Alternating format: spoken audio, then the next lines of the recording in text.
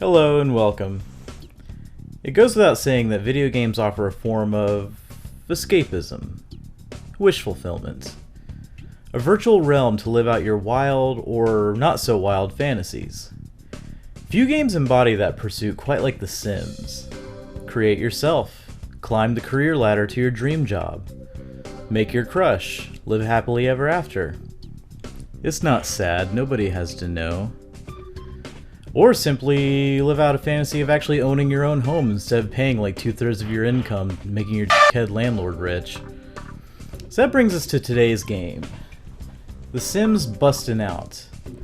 A game where you get to live out your fantasy of having a head landlord? Let's dive in, I guess. Released in 2003 for 6th generation consoles, The Sims Bustin' Out is the second game in the Sims console spin-off games. I'll be looking at the PS2 version today. Firing up the game, you're initially presented with one game mode, Bust Out, a more linear, story and goal-driven game mode, with free play available after you've created a sim. Moving on to the sim creation screen, where you're presented with a screen of all sorts of character creation things, which, side note, feels a bit unintuitive and limited compared to other Sims games. I couldn't make a decent version of myself, so I settled for making Rick to Life of New York hardcore band 25 to Life. Sick, bro. The game starts in a dance club, where a young woman asks you to come over to her, and oh god, they're making out. After an awkward moment of this, your mom pops in to disturb your attempt to get the virtual nut, and it's revealed that this was all a dream. You live with your mom, and suddenly your landlord, Malcolm Landgrab, is stealing your stuff as collateral for late payments or something. He runs off with your scooter, and the next segment is just a tutorial on basic gameplay elements. You know, like listening to black metal and dancing with your mom, or how to take a dump. You complete small goals until finally you get your scooter back and it's time to move out. That's kind of the formula for the game. Move into a place, advance your career and complete goals, move into the next place, repeat. The eventual goal is to move into Malcolm's mansion and kick him out.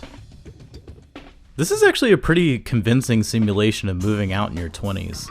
The house is a dump, everything is broken, someone is listening to At the Gates way too loud at 3 in the morning, and there's always that one roommate that lives like a broke slacker but low-key has rich parents. Like my first roommate, Mimi Landgrab, whose father is actually the game's antagonist. Anyway, that's the premise of the game, so is it any fun? Sometimes it's hard to go back to older Sims games because of being spoiled by more advanced features and gameplay mechanics, or just better AI.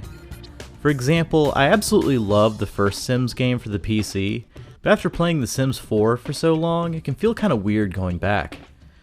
At times, this game is kind of a slog, and the goals you have to complete to advance can be kind of vague. For example, in my second house, an art gallery with two weirdo bohemian artist roommates, one of the goals is to throw a successful gallery opening. But the game doesn't really give you much info as far as like how to go about that. I actually had to consult a walkthrough online. Even then, it still took a few tries for the opening to actually go well. I was pretty stoked once I pulled it off though, as you can see here. Oh, yeah! Finally.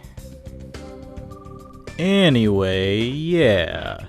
This can make gameplay kind of a chore. You're obviously able to go into free play mode and ignore everything in the bust out mode, but seeing as how that's the main gimmick of this game, that's what I'm focusing on. Even in bust out mode, if you choose to simply ignore the goals and focus on classic open-ended Sims gameplay, the game has a tendency to nag you with dialogue boxes about unfinished goals or whatever. I'm just not a fan of that.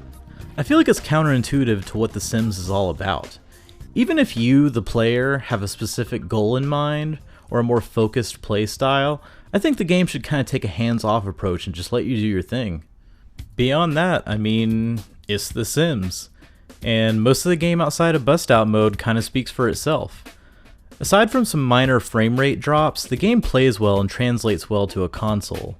The controls are solid, although I do wish the function to speed up time was a toggle switch rather than a momentary control. meaning to speed up time you have to constantly hold down the shoulder button. It's not the biggest deal, but I tend to play The Sims at hyperspeed most of the time, so this can get kinda tiring. The AI is classic Sims dumb AI, and this can lead to some entertaining moments, which sometimes I do kind of miss when playing newer Sims games. I enjoy the later installments a lot, but sometimes I think they've gotten too smart for their own good, so this was a nice throwback to the old days. I think if anything, The Sims Bustin' Out is an interesting taste of features that would be better fleshed out and elaborated on in later installments in the series. But beyond that, if you're just looking for a good, older Sims game for consoles, I'd probably look elsewhere. It's not a bad game, but I wouldn't go out of my way for it. Which, I didn't. I found this at Goodwill for $3, so nice. And that about wraps it up. That's all for this one. I hope you enjoyed taking a look at The Sims Bustin' Out with me. If you enjoyed this, you know what to do. All the buttons are down there to get my content injected directly into your media devices. And I'm on Twitter at @PObsolescence if you want to keep up with sneak peeks of future projects or whatever else I'm doing in between.